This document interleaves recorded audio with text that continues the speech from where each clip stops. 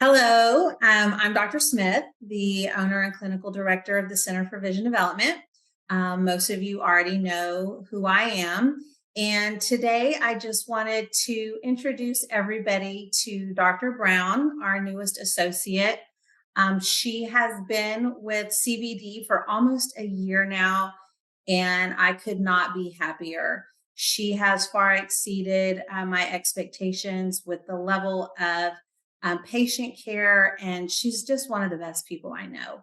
So, just wanted to talk today a little bit about her, and so you all can get to know her a little bit better as well as myself. So, Dr. Browne, starting out, I just wanted to ask what inspired you to become an optometrist? So I was inspired by my own personal experience, actually. I've had glasses since I was about 3 or 4 years old because I had amblyopia or a lazy eye, meaning that one of my eyes was a lot stronger than the other. And luckily, my mom knew to take me in at an early age to get this checked because it wasn't something visible, right? Like an eye turn or anything that you could see, because I looked like I was functioning just fine with my good eye.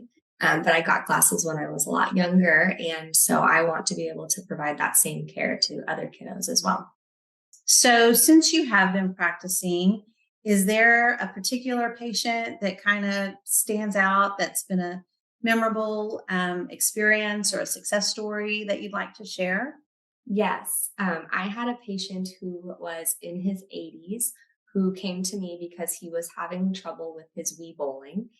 He said that every time, he liked to line up and throw the ball, and then sometimes it would totally switch where he was looking or switch where it was. And after doing the exam, I said, do you know that your eyes sometimes turn out and that it switches which eye is turning out? And that is likely what's causing you to suddenly shift where you're looking and then not be lined up to throw the ball. Normally we do vision therapy for that to learn how to have better control over your eyes and your eye alignment. But just given the circumstances, that wasn't really an option. And so, what I learned about him through the testing was that he did really well with having colored lenses on. It gave his brain some feedback of what his eyes were doing. And so, I ended up prescribing glasses for him that had a red lens over the eye that he didn't want to use, and then a clear lens over the eye that he did want to use. And his brain would ultimately choose the clear rather than the red. And he was so happy because I told him, just wear it when you're bowling, right? And he said, came back for the follow up and said, I'm wearing these all the time. It's a great conversation starter at the grocery store. But he just loved it because he had control. He could put his key in the door, he could bowl again. He was really grateful for it. And I just thought it was really unique. So, I know you play the piano. Can you share a little bit about that passion with us? Yes. I started playing piano during or right after first grade. And to be honest with you, the reason that I started playing piano was because there was a boy in my class who played piano that I liked. And if he was doing it, I wanted to do it. And so I started. And right after that, he quit. But I said, actually, I really like this. I'm just going to keep going. And I continued to take lessons and practice. And my parents were very adamant to not get me a piano until they knew that I was committed to it, since it's an expensive purchase.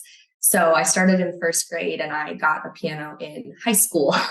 um, until then, I would practice every day at my neighbor's house. I had a neighbor in her 90s who had an old piano that I would go over there, play for her, practice for myself, spend time with her. And it became like a nice little routine every night after dinner. And then since then, I grew up playing for my school and my church. And then I've moved a lot. And everywhere I move to, I find a church that I get involved with. And I usually play about once a month. And I'm doing that here now as well. I'm playing about once a month at church. Can you share a little bit about your family and just maybe some family traditions or how you like to spend time with your family? Yeah, I am an only child, but I have a lot of cousins who are very close in age to me. And so we grew up very close. They're the closest thing I have to siblings. And so whether it's the cousins that are here in Texas or back in Illinois, or they've moved quite a bit, I'm still very close with all of them. We talk pretty regularly. And the older I get, I recognize how much of a blessing that is, because I know that's not the case for everybody. But I just really think very highly of the people in my family, value those relationships, and we just laugh a lot. And so we often play a lot of games. We're a game family, but just spending time together ultimately is the biggest part.